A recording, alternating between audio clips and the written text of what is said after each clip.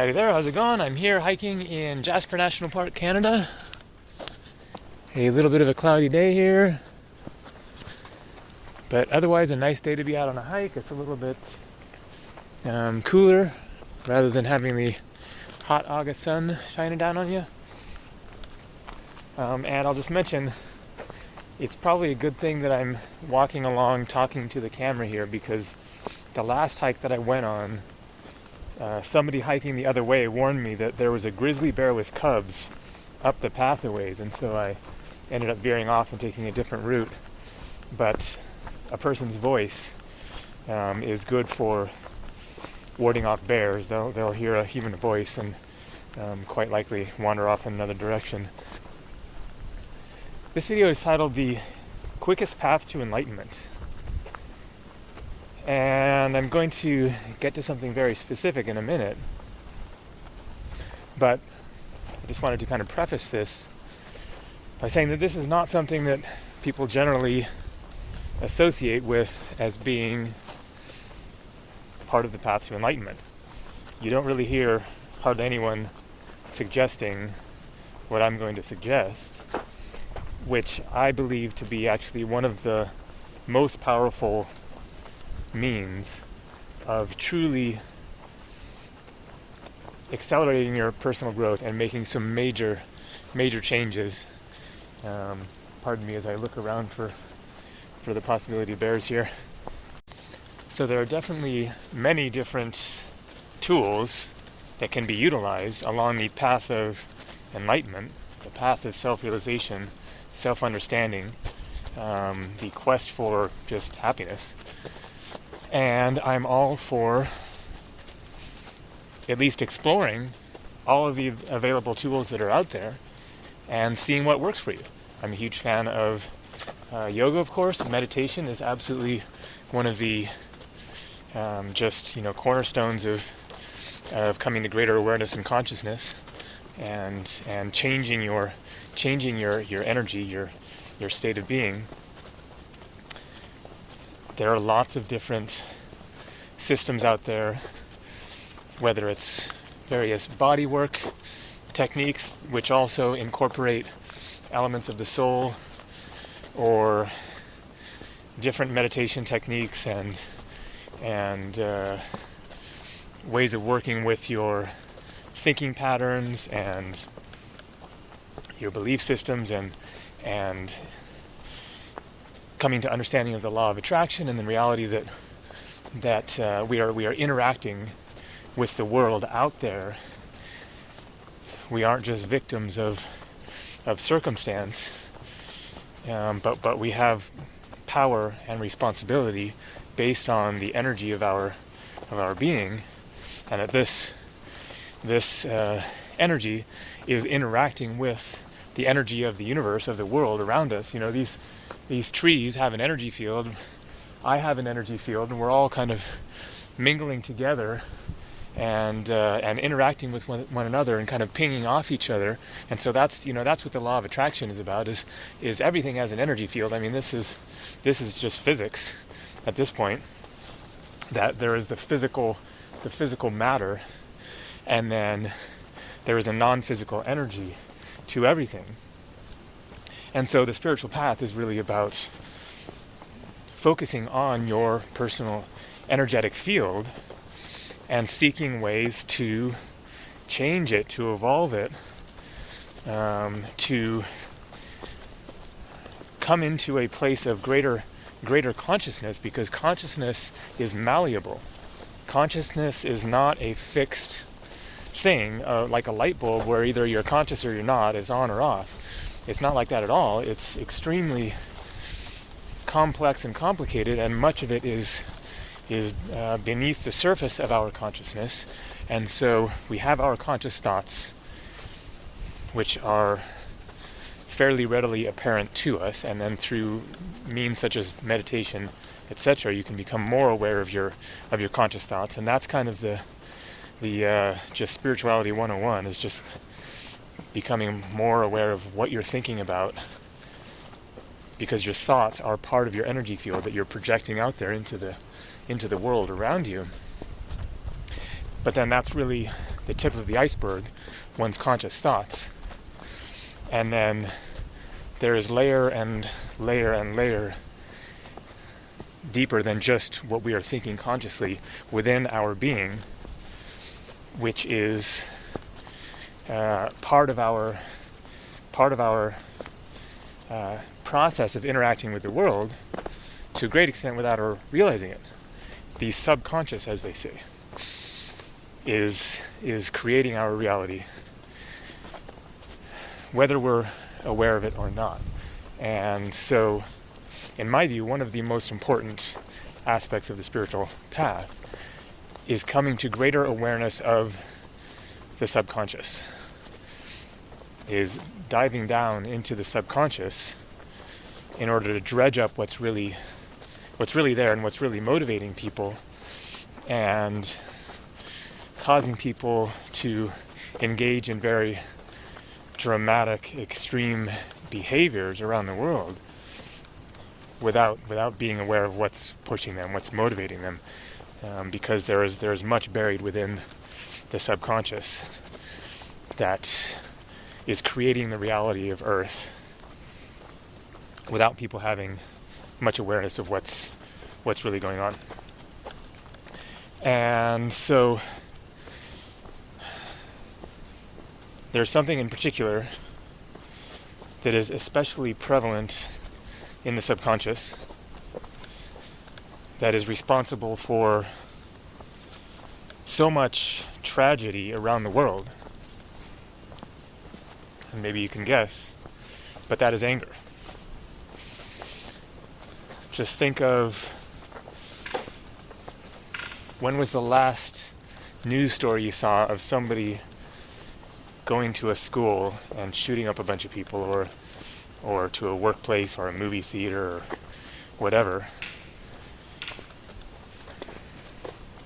The various conflicts around the world, of course, wars and various battles and just crimes of rage.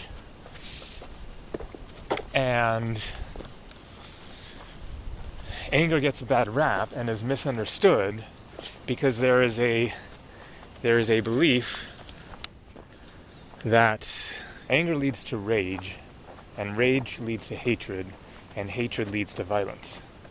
And therefore anger equals violence and destruction and bad stuff in general. And so therefore do not go towards anger. Do not deal with it. Suppress it. Do not allow that energy to manifest, to be expressed, because it will necessarily manifest in the world in a destructive way. And this is a false conclusion. This is not accurate that anger necessarily means horribleness and destruction and violence but bad stuff happening to people. So in my view, one of the quickest, most catalyzing, most effective means of really changing the vibration of your soul is to express your anger. Because, little squirrel there. Because there is so much anger buried deep in the subconscious of humans. And it is there, lurking, ever present, whether people are aware of it or not, whether people are connected to it or not. And then it is motivating people to do things that they otherwise might not do. Extreme things that oftentimes are violence, because they don't know how else to deal with it.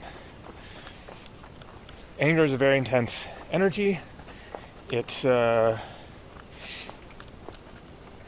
doesn't have much outlet in society in terms of how to really deal with it, and so it backs up and it backs up. Little things get denied, little annoying things, disrespectful remarks, um,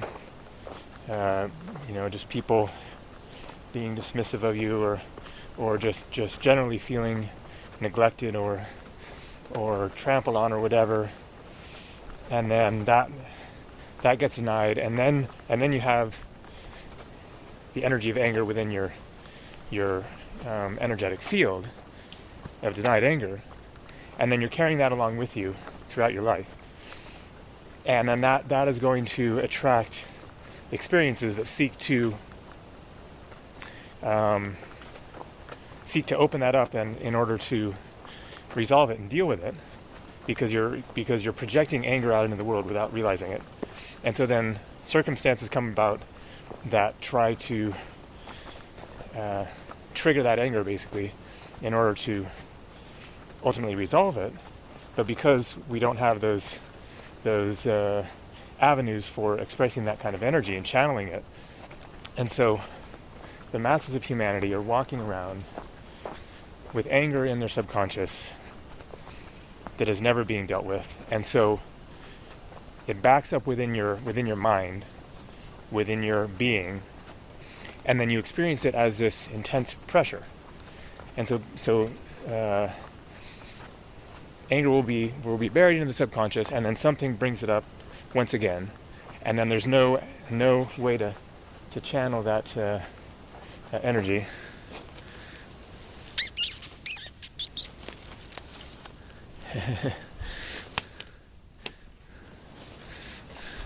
Hello.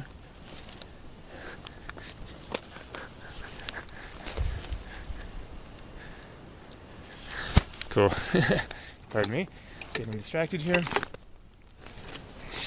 And so there's no way to channel that energy, and so it backs up in a person's awareness, and they just feel overwhelmed with angry thoughts and feeling disrespected and marginalized, and pushed to its greatest extreme.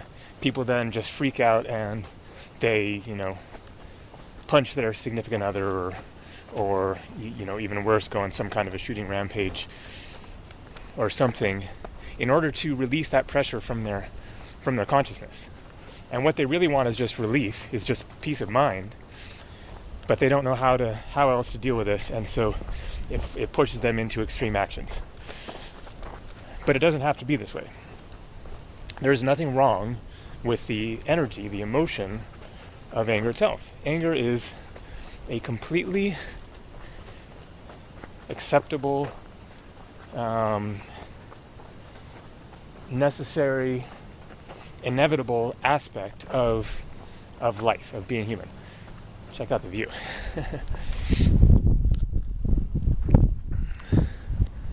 Wow. All right. Down there is Highway 93 going east to Edmonton, west into British Columbia, and then there's another highway, I forget what it's called, going south down to Banff National Park. Jasper National Park here is along the border of BC, British Columbia, and the southern edge of the park borders Banff National Park here in the Canadian Rockies. And this is a pretty stunning site here. Alright, so I'm going to keep on walking this way and hope that there's a little bit of wind here. Hope that doesn't get in the way. So there's absolutely nothing, fundamentally wrong with anger. And there will be those who disagree with that. That's kind of the dominant paradigm, is anger is bad, it's wrong, it's in the opposite direction of peace of mind and spirituality. And it's just my opinion that this is wrong. This is not the case. Okay, I'm getting kind of rained on here, plus the wind, so I'm just gonna wander through the trees here and try not to get lost. In my view, then anger is simply an emotion. It is a response to the circumstances of reality, and it is the way that the feeling body clears itself of denial. So we have a feeling body which is the source of love, basically. There's no such thing as love without feeling. If you're disconnected from your own feeling essence, then you can't experience love. And anger is a energetic response of the feeling body to circumstances within life in which you feel repressed, in which you feel denied, pushed down. You feel as if your survival is somehow threatened, even if it's just the survival of your ego. And so you deal with that through an energetic response of pushing outwards in order to protect your space, in order to claim your space. And say, I have a right to be here, and you're not going to deny me. And if you do, then you're going to maybe experience something unpleasant, because I'm not going to put up with your bullshit. And so there are healthy reasons for anger. It doesn't have to mean causing harm to somebody else. That's the fallacy in that logical conclusion.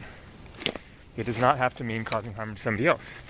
It is simply an energy, and it can be unpleasant to be around, and bring up other people's denied stuff, their anger and their fear, and so they don't want to be around it. But there's no reason that you can't have a society, relationships, with anger being an integral part of them. Just if you feel that somebody insulted you, if you feel that somebody is disrespecting you, is not honoring your space, then you have a right to be angry about it, and you can simply say it and honor that feeling without getting out of control and taking extreme actions towards somebody. But there's no reason that energy is wrong. Why is it wrong just as an energy, just as an emotion? The problem is that it has been denied to such an extent that it has gotten completely locked up into like this just totally ugly, frozen, energetically contained entity within people's souls. And the fundamental nature of energy is to be in movement, is to be moving. That emotions are supposed to be in motion, emotion, energy in motion. And they're not meant to be frozen and repressed, because that's how they get stuck inside you, is when you don't allow them to move through you. They have to be energy in motion in order to be released from your energetic field. And so this is why releasing anger in some way is so important, because it drags you down otherwise. It locks up your energetic field, and whether you acknowledge it or not, it is creating your reality. It is slowing down your vibration because of lack of movement of energy, even if it is stuffed within your subconscious and you're not aware of it, and you think you aren't angry, and you're going around with a happy face thinking everything is fine, until some little thing happens and suddenly you snap, or suddenly you're in a state of extreme frustration and aggravation over some little thing, because that little event tapped into that denied anger. And so I have another video talking about my own personal experience of going through a phase for several months of dealing with feelings of anger that were coming up. And I'm going to take a seat here. I was living in Eugene, Oregon at the time, and I would go hiking at this arboretum outside of town, walking through the woods like this, and I found a spot where there was a barn out in the middle of a field. And there was nobody around, no cows or anything. It just kind of seemed abandoned. It was kind of off the main paths of the arboretum. And so I went out to this barn and sat down in the middle of it in the silence.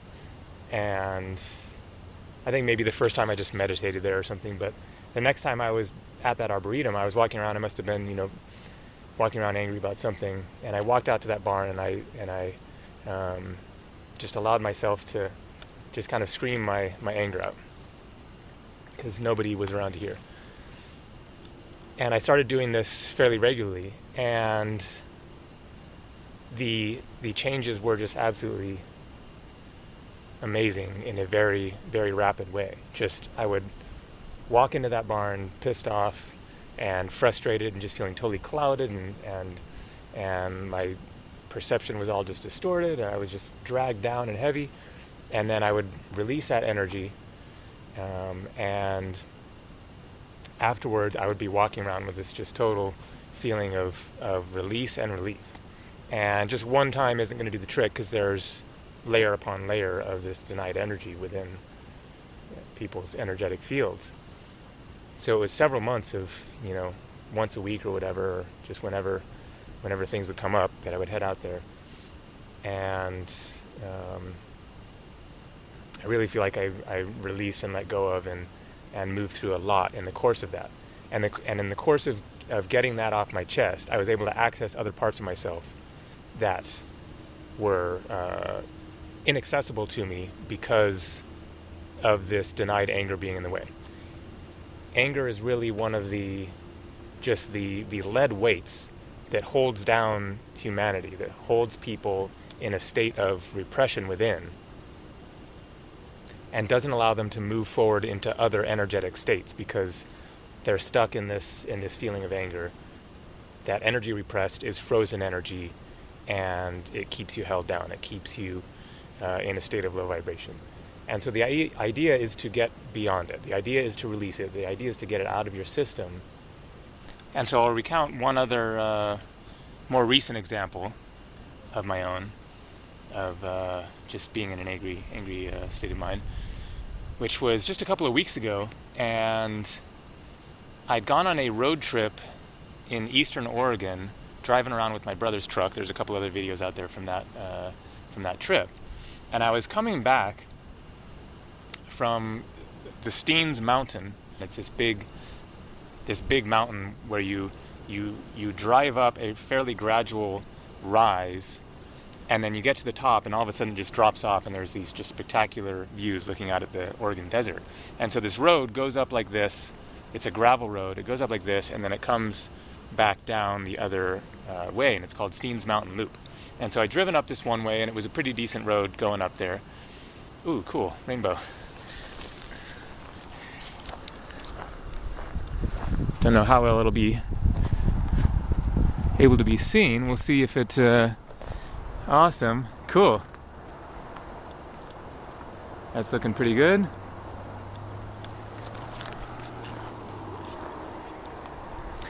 And so I decided to continue the loop and go back down the other way. And on the other way going down, that rainbow's getting even stronger. Cool. And just try to finish this with a rainbow in the background. That's pretty awesome. And so I was driving back down the other way, and the road got a lot worse. It was a gravel road the whole way, but the washboard was really bad on this road, and it got to where I could only drive like 5 to 10 miles an hour at certain points. And still, I was just trying to keep the truck from going off the road. You just get going a little bit, and then you'd be getting that shaking from the truck. And the road kept going on and on and on, and I was so frustrated and just tired, and I just did not have the focus to be dealing with this. And I was just getting pissed off. And finally, I just pulled over, and I was just so tense and just totally clogged up. And so I just screamed my head off in the truck there, and shook my arms and just let it out, and felt better right away. And then did it again like 10-15 minutes later. This road just kept going on and on. I thought that it was going to be a fairly short drive, and it's kind of like this shaking of the road was just sort of shaking stuff out of my system, stuff from the past that had been bugging me, because I hadn't done this kind of a anger release kind of thing in a long time, and it made a big difference. I just felt a lot more calm, a lot more relaxed after letting this energy go. And so there are various different ways that one can practically do this. A good one is to get a punching bag and just have some room in your room in your house where you have a punching bag in there, and that's nobody's going to hear you outside or whatever, and so you can just go in there and just let it out. And there is a difference between just punching a punching bag, for example, and doing it as like a workout kind of thing, versus doing it as a anger release exercise. The point is that you need to get that energy moving, what you're genuinely feeling there. How can you really get that energy flowing and express it in a physical way? And it is very important to add sound to that, to express it through your voice and through your body in some way, and to really just feel that visceral feeling of that energy moving through you, and getting to the heart of it, getting to the point where it's just uncontained but flowing through you, and you can feel it right away that you're releasing that energy. And it is kind of like puking, in that, just think of the last time that you were drunk and you realize you drank too much and you're just completely spinning, and your stomach is, you can imagine, and and you just feel like it's going nowhere in your stomach, and you feel like you're going to puke, and it's going to be an unpleasant experience, the process of puking, but also that you're going to feel a lot better right away by getting that out of your system. And that's what this is like, is it's not necessarily fun, and it can be scary, and you definitely have to be in the right environment. I really recommend doing this alone, unless there is someone related to that feeling of anger for which it is genuinely appropriate to express it to them, that it's actually relevant to a particular situation with somebody else. But otherwise, mostly what I'm talking about here is denied stuff from the past, that really the best way to deal with it is just on your own. You're just going to freak people out otherwise, mess up relationships, or who knows, maybe fly into a blind rage and hit somebody, or and indeed cause a bad situation. So to find some sort of a situation, it can be the classic punching a pillow in your living room kind of a thing, or whatever, but somewhere where you can actually allow yourself to express it as you genuinely feel, without feeling guilt or fear of what other people are going to think. And so in my view, that is one of the quickest, most effective, most direct ways to make a major change in your soul, in your energetic field, very, very quickly, very rapidly. And then you can move on to working with more subtle energies rather than this primal scream kind of stuff. But you have to get that energy within you moving somehow.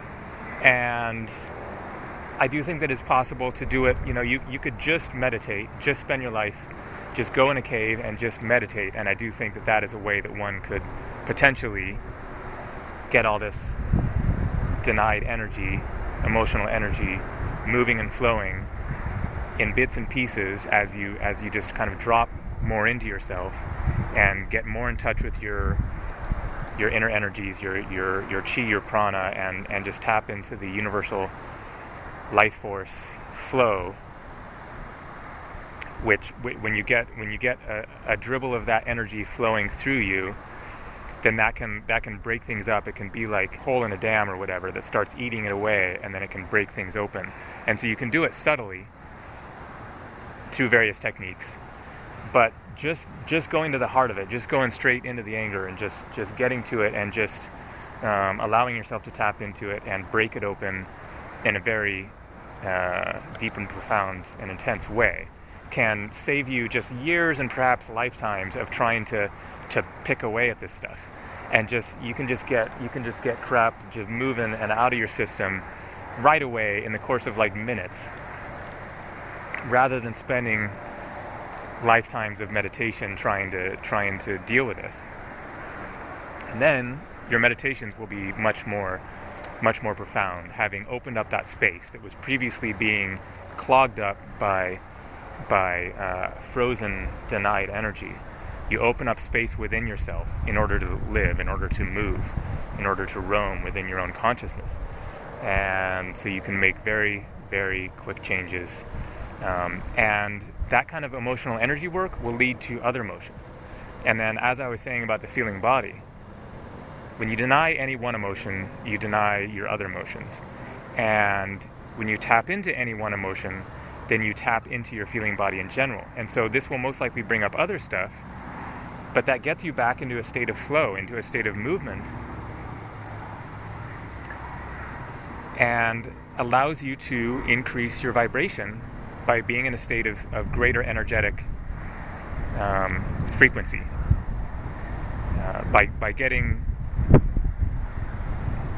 other aspects of your consciousness moving and integrated within the process, rather than being separated and denied and repressed in the subconscious. So this is one of the most effective ways to tap into the subconscious is to tap into your anger, because there is so much anger in the subconscious, and it is an active energy.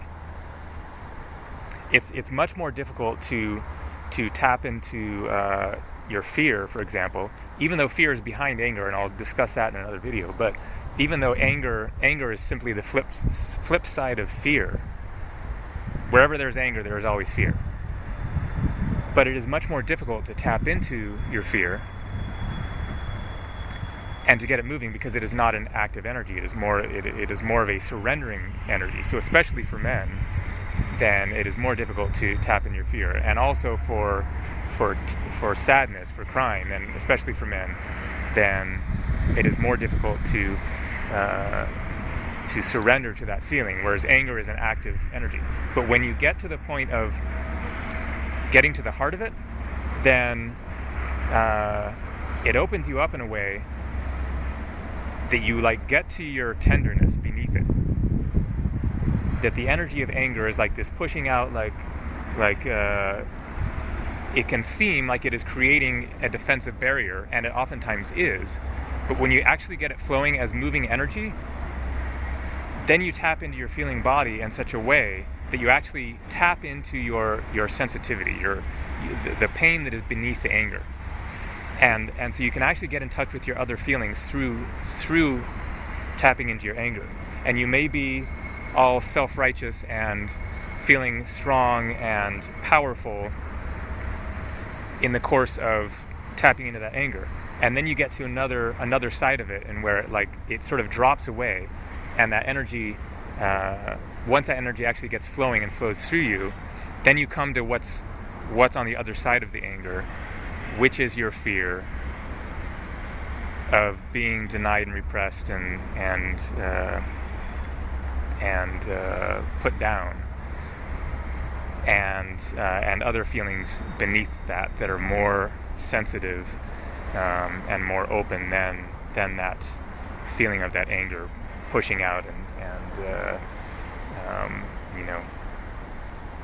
claiming your space and your right to be and your righteousness and all that. So it is one of the most effective ways to truly evolve your soul in a major way very rapidly. So thanks for watching. Take care.